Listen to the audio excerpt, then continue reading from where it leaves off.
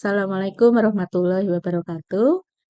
Adik-adik, kita lanjut materi mengenai hukum kekerabatan atau hukum kesanak-saudaraan, perspektif hukum adat. Nah, berbicara mengenai hukum kesanak-saudaraan, itu objek kajiannya yang pertama tentang keturunan.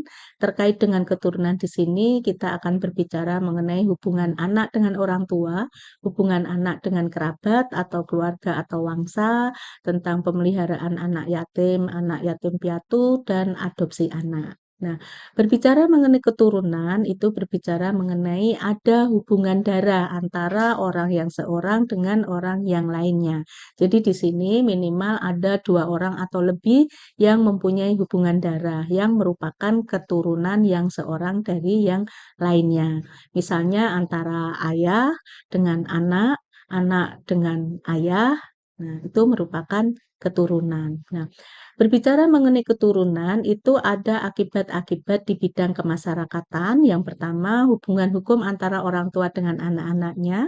Nah, adanya keturunan ini dimaksudkan untuk meneruskan generasi agar tidak punah dalam suatu klan, suku, atau kerabat. Ada tiga garis keturunan. Yang pertama adalah keturunan garis ke atas, misalnya anak dengan ayahnya, anak dengan ibunya.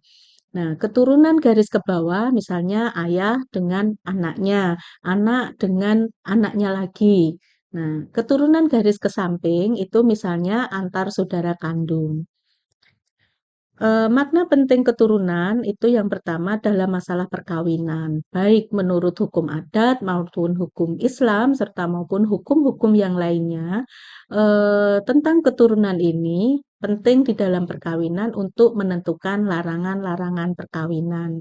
Antara lain bahwa saudara sekandung itu tidak boleh menikah dengan sesama saudara sekandung. Ayah tidak boleh menikah dengan anak perempuannya, ibu tidak boleh menikah dengan anak laki-lakinya, dan seterusnya. Nah, di dalam hubungan waris juga demikian. Salah satu sebab mewaris adalah adanya keturunan.